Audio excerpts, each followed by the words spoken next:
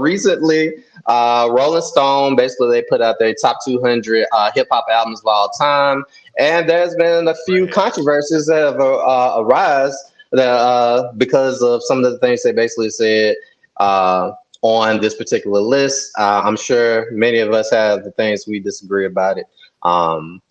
Cardi B being number one, you know what I'm saying? But how do y'all feel about this? Man, this list is just it's pretty bad, bro.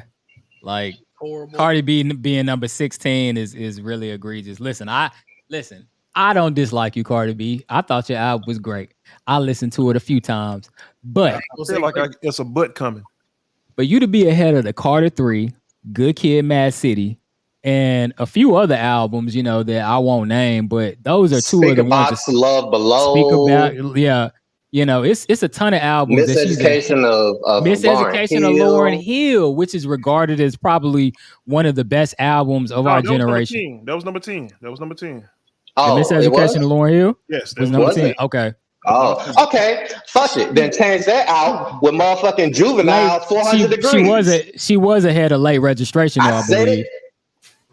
So Juvenile 400 degrees could have been in the top 20 before Cardi B. That's even though I agree with y'all. I agree with y'all with the Cardi B.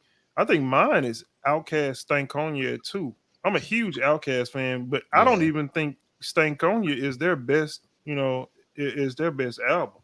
And this is the thing. This is the thing that gets me with Outkast, and I don't know if I've said this before, but a lot of people of the lesser pigment persuasion always think that Stankonia is Outkast's first, you know, his first album. Like, just because that's when you started listening to or you started noticing him doesn't mean that Southern Player Aquemini like that exists, you know. I'm just saying. So Southern Player. I mean, to me, yeah, number two, yeah, is probably not the number 2 hip hop album of all time. But to say that it shouldn't be in the top, maybe the top 10 to 15 ish. I mean, I get what you're saying, but you gotta also look at it in totality and also look at like who the album reached as well. I think they're taking the more into consideration of the reach of the album as well, as far as putting these albums on this list. Like, but even Tupac didn't even make top 10, right? Tupac didn't make top 10. Or Machiavelli. Come on now. Like come with me. Yeah, I mean, it's just it's I don't know. This list. You can't talk about outreach and like not mention that alone. I mean, and the crazy even Tupacalypse Now. Like, come on now. Really? The crazy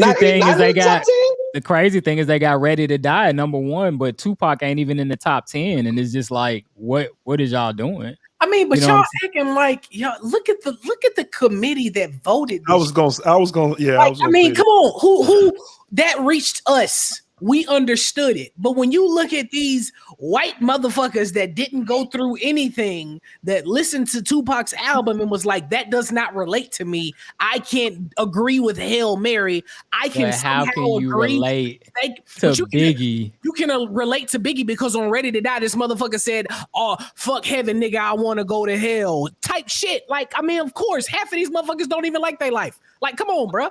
Half of the motherfuckers on this committee probably related to that shit back then in the day. So that's why they understood it and they could agree with it. They didn't agree with Tupac's overall shit because he was mentally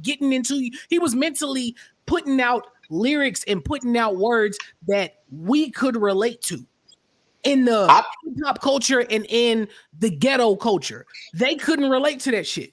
When you look at that square ass fucking bottom of the barrel ass committee that actually voted for these albums, how in the fuck, like, why are we surprised? These fucking Poindexter ass motherfuckers, get them off the list. Like, listen, I'm not surprised by any means necessary. Like, when these lists are put together, I already know that people have hidden agendas. You know, they have.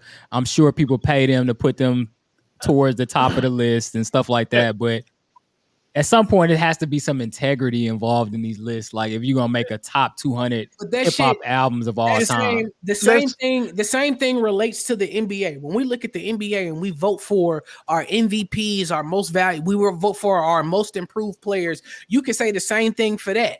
When it relates to hip hop, we have people that are voting for voting in these situations that should not be put in that position because they don't understand it and they should not have that weight on their shoulders. That's not fair to people who actually listen to the music, who actually watch the game day to day, have the season pass to look at this shit, have these albums downloaded from years ago that can go back and relate to fucking Hail Mary, that can go back and relate to all of the albums, all of the songs on Eyes on Me. Like Eyes on Me by itself is number one. What are we talking about? Like, are we serious? You gotta think about what it really is too, though. All it really is clickbait.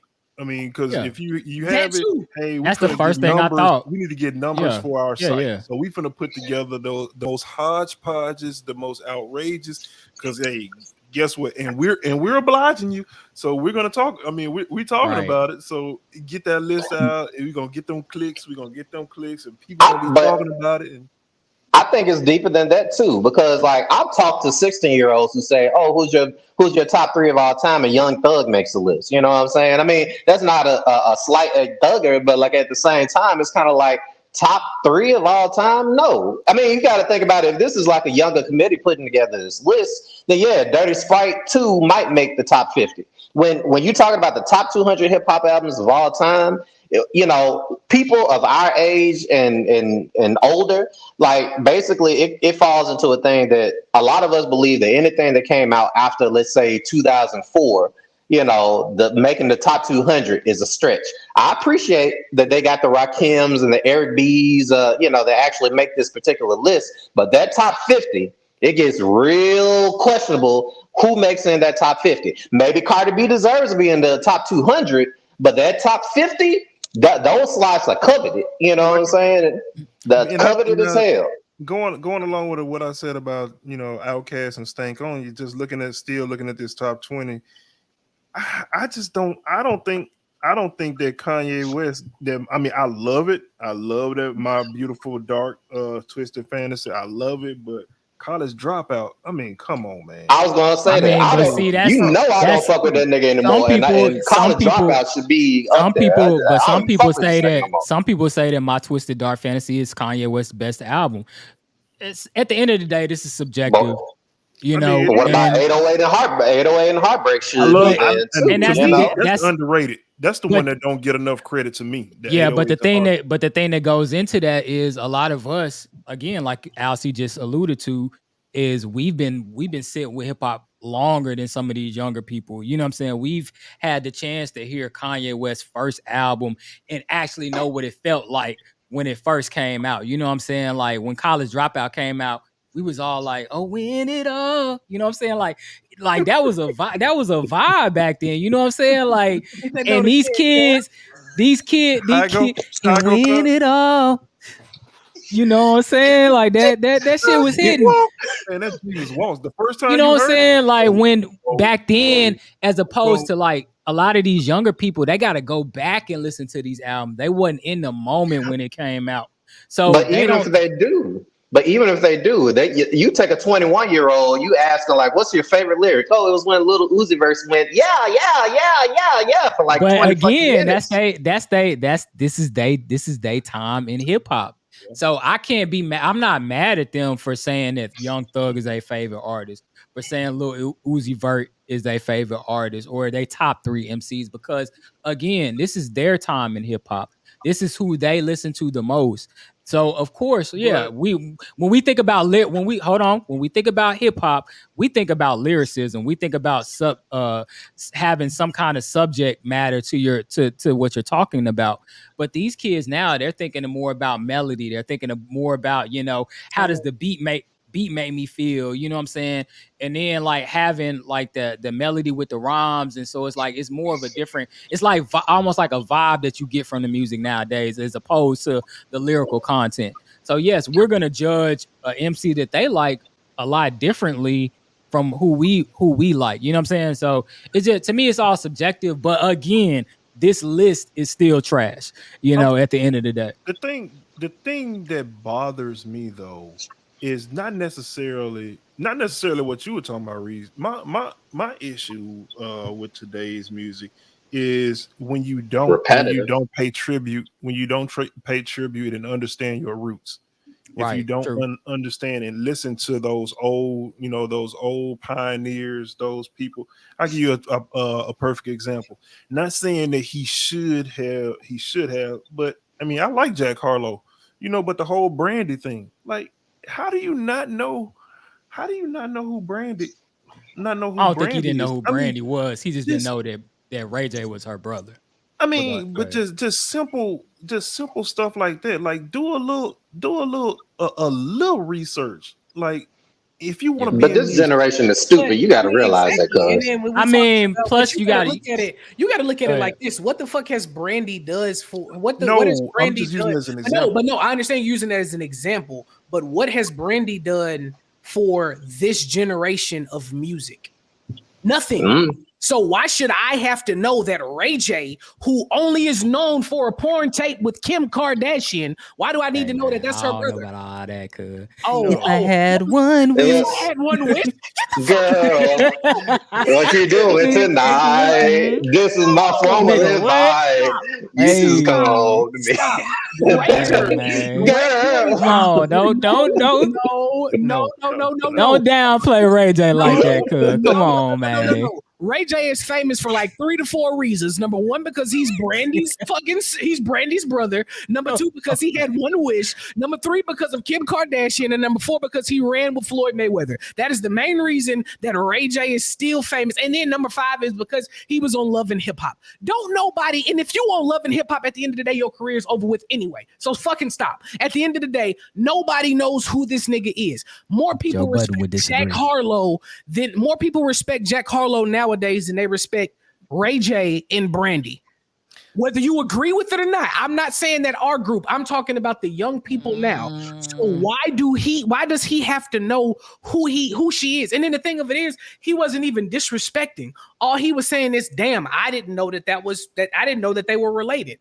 Who gives a fuck? Why do I have to do my history on that? Well, he's a young dude. He's a young dude in hip hop, and he white. Why would he know? Hold on. I think the biggest. I agree with Chris. On that point is of him not having to know who she is. But I think a lot of people had a issue because he has a lot of samples on his new album where he's using a lot of R&B artists.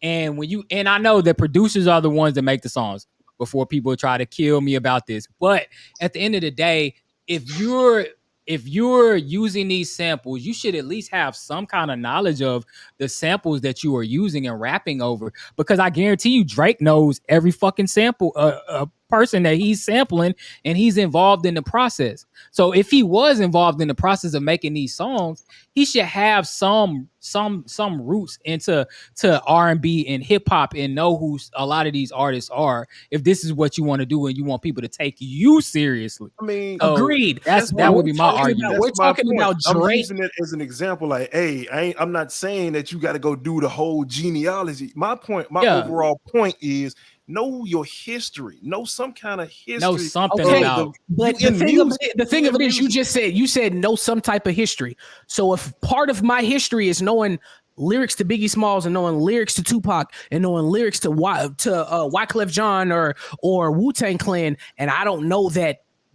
Brandy and fucking RayJ are related, don't I still know some part of my history? Who cares? Drake was born in the 90s. This boy was born in the 2000s. Who cares? No, and at the end of the day, on that one thing. I'm just saying. I'm getting hung up on that.